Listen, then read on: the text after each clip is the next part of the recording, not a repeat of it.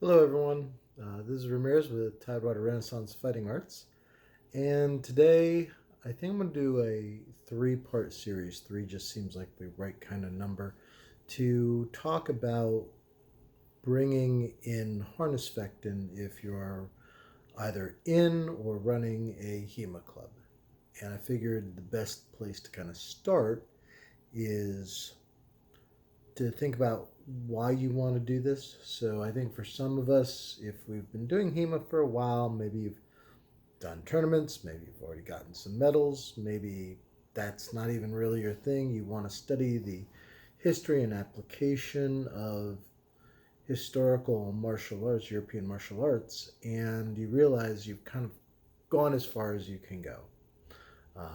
You've done all the weapons that you can do in Blossfechten safely, and you want to try to do something different. And so armored combat becomes kind of that next tier up, so to speak. Or maybe you just love fighting in armor. Maybe you're a current or ex SCA person who did armor and got tired of the game, or maybe you're still doing that game. Uh, there are a lot of reasons, a lot of different reasons you might want to start to incorporate Harnischfechten into your HEMA group. And in doing that, you kind of have to say, well, where do I start? You can't just start by saying, everyone go get suits of armor and let's start fighting. Um, there has to be a place for you to begin. And I think for all HEMAists, the first place we start is the manuals. The first place we start is with books and with learning. So if you are interested, I have a couple of books here I wanted to kind of recommend you start with. Actually, there's one missing, so I'm going to very quickly just pause everything and grab that book. So I'm back. Always when you're doing stuff, sometimes I leave my books in with my training gear if I need to reference something, and that had been the case.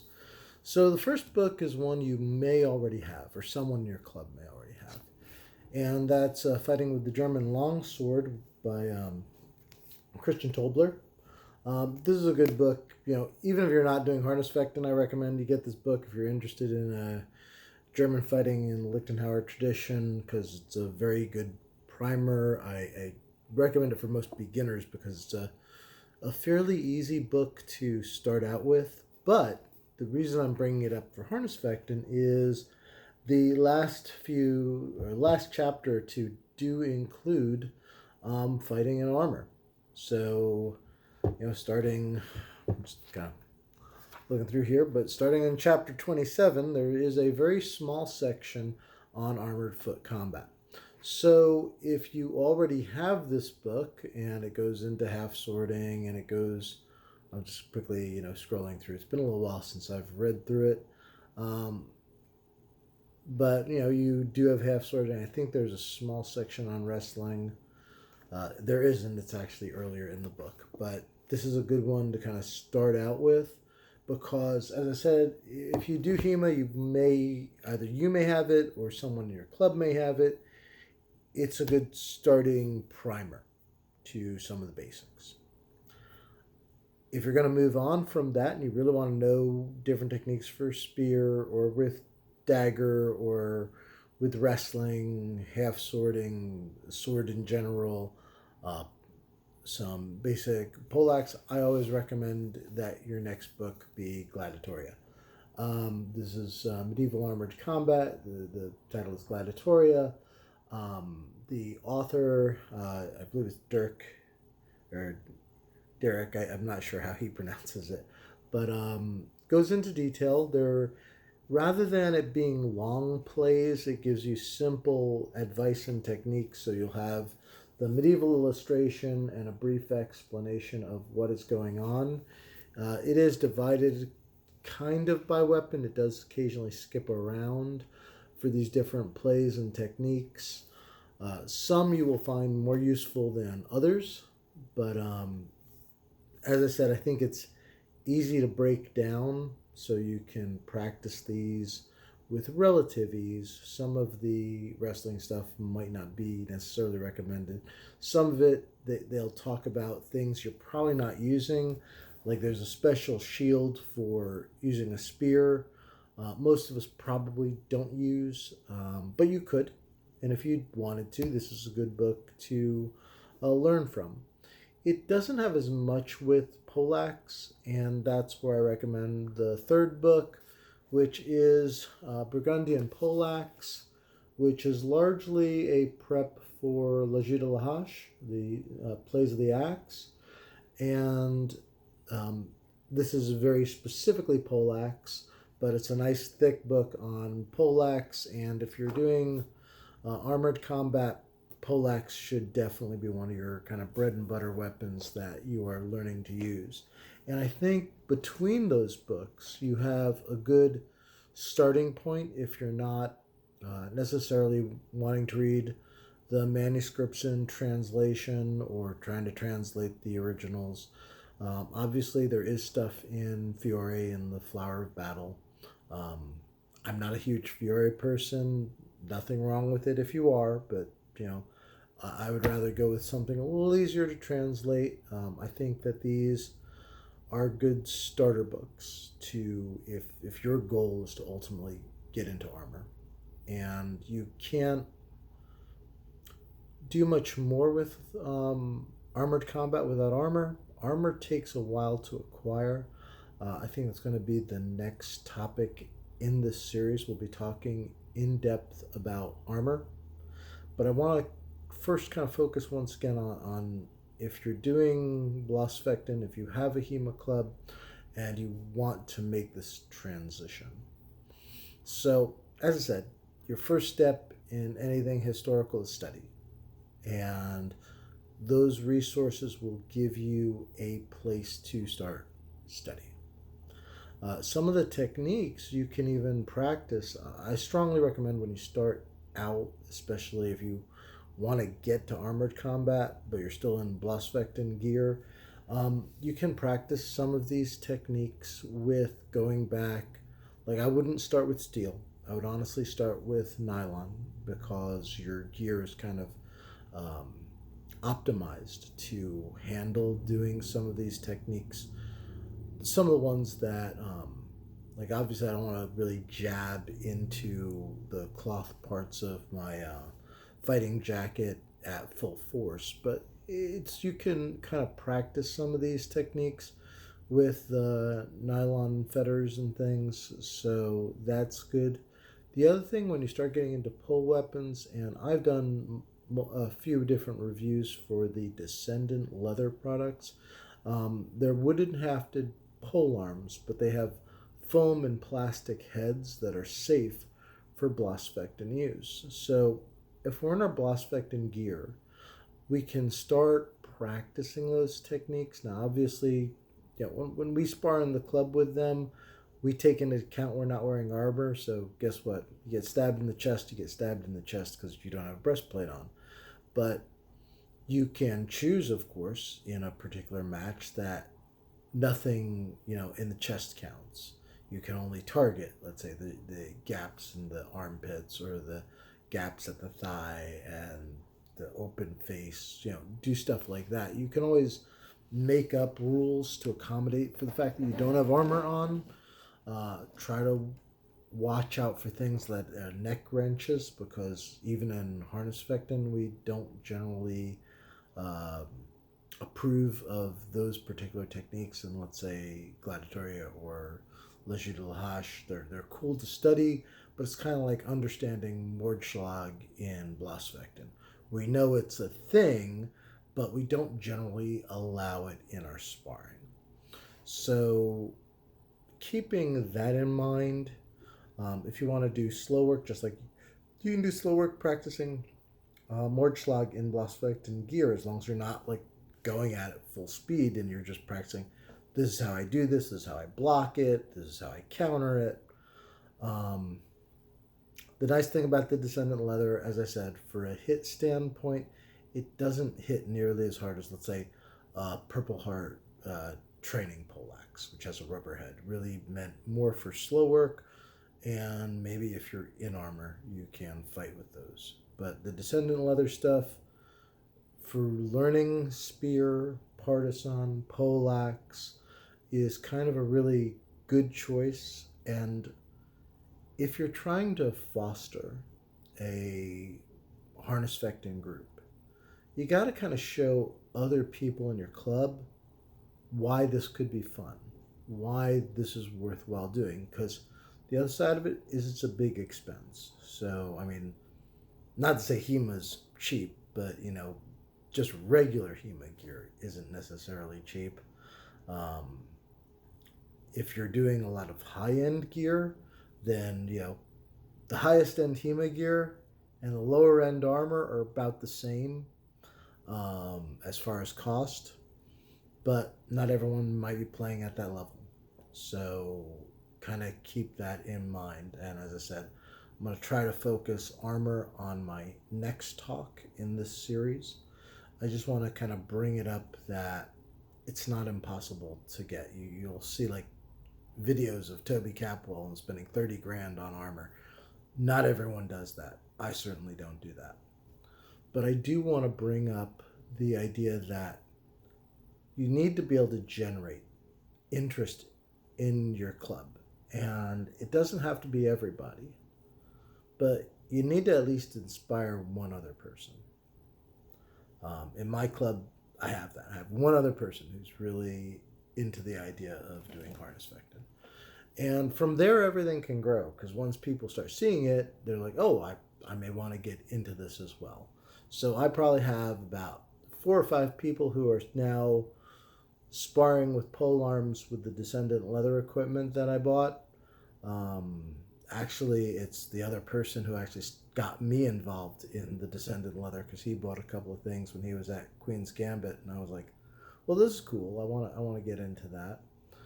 But the nice thing about getting people excited about doing polearm work is that it opens that door to go, okay, well, if you really want to do more with it, then you got to get kind of into the harness side of HEMA.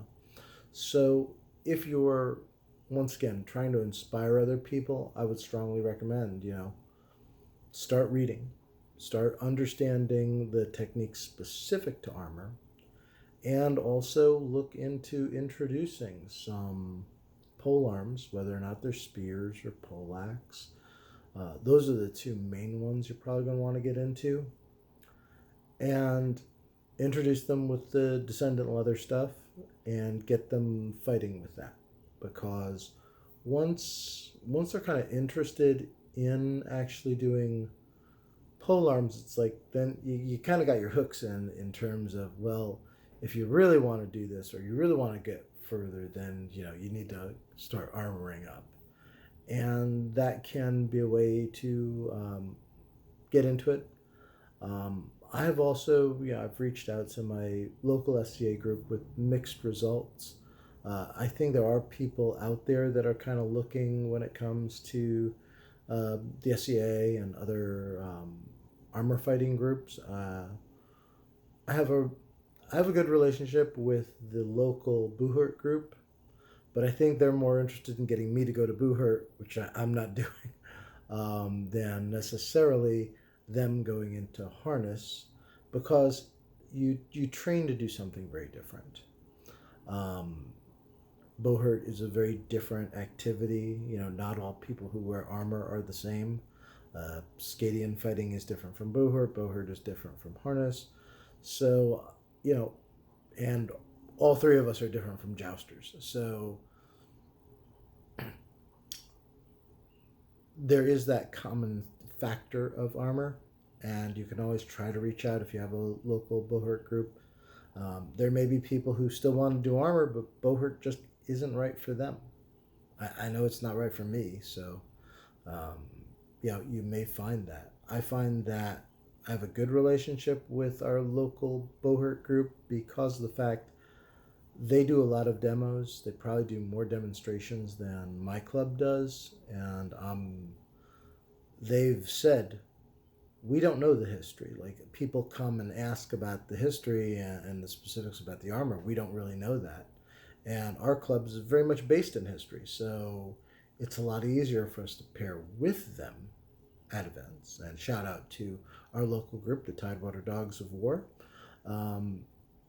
to help explain some of the history and to get a little more exposure. And once again, someone might come out to an event and say, yeah, bow hurt, getting hit in the middle of the back with a metal axe, probably not for me.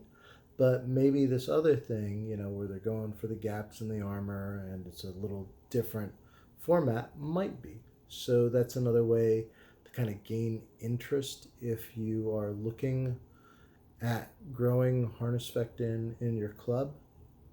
But I like the idea of just the homegrown stuff. So it's like you already have people who are already doing HEMA. Showing this as a natural extension of what you're doing will give your members more opportunities to explore new things, and that's only going to be a good thing. So let's say, if you have 4 people in your club, however big or small your club is, doing armor, doing Harnischfechten, it will inspire others. Maybe they're not ready for it right now. In my case, for my club, we do 1 harness practice a month. So normally we meet every Saturday. The majority of it is all Blossfechten. And even when we do the harness practice, Blossfechten is still going on. I just have a small group that are learning the stuff specifically for harness. And that's how you grow. You grow small. Don't try to make a big deal out of, okay, well, we're all doing harness now. Offer it. It's not for everyone. But if you want to grow it, you're going to need to inspire members to do it. As I said, that's why read about it, understand the differences between Harnischfechten and Blossfechten. The fighting style is fundamentally, while techniques can be the same, there are some things that are similar. There are definitely some things that are different. You're never going to go into a Blossfechten tournament and see a ton of half sorting, whereas half sorting is kind of the bread and butter when you're doing harness. You're not going to see a ton of grapples in Blossfechten tournament. You'll see some, but it's rare in comparison to how common it is in harness. So definitely read up, understand the differences. There are also a lot of wonderful videos out here on YouTube. I strongly recommend, just as a kind of beginning premise, that the rabbit hole runs pretty deep, but Detrium, or I want to say it's Decrium, but he knows who I'm talking about. His channel does a lot with showing fights in full harness, pursuing the knightly arts. It's not a terribly active channel currently, but they still have all their videos up on YouTube. That's Reese and Ben. They cover they have a lot of instructional videos, and then they have a lot of recordings of events they've gone to for Harnischfechten. So it's kind of useful to see what's out there, how this is done in a very visual way. But as I said, the books will teach you more about the techniques. And there are other channels. Those are just 2 that come to mind. I'm not saying those are the best out there, but they're good, and they'll get you a good place to start. Obviously, this channel, I talk a little bit about armor, talk a little bit about harness. So I hope that you'll, subscribe and watch stuff that I've brought out there. My goal is to bring out more. And this is about it for this video. I know we're kind of approaching 20 minutes here, so I really appreciate you just sitting down and having this one-sided conversation with me. If you do have any particular questions, please feel free to leave them in the comments below. And as I said, this will probably be a 3-part series. So this is just part 1 of getting your local HEMA group to have an interest in Harnischfechten. So that's it from me. Once again, my name is Ramirez. I'm part of Tidewater Renaissance Fighting Arts. We're based out of Norfolk, Virginia, and if you're interested in more, I'll leave a link to our club. All right, thanks, and I'll catch you in the next video.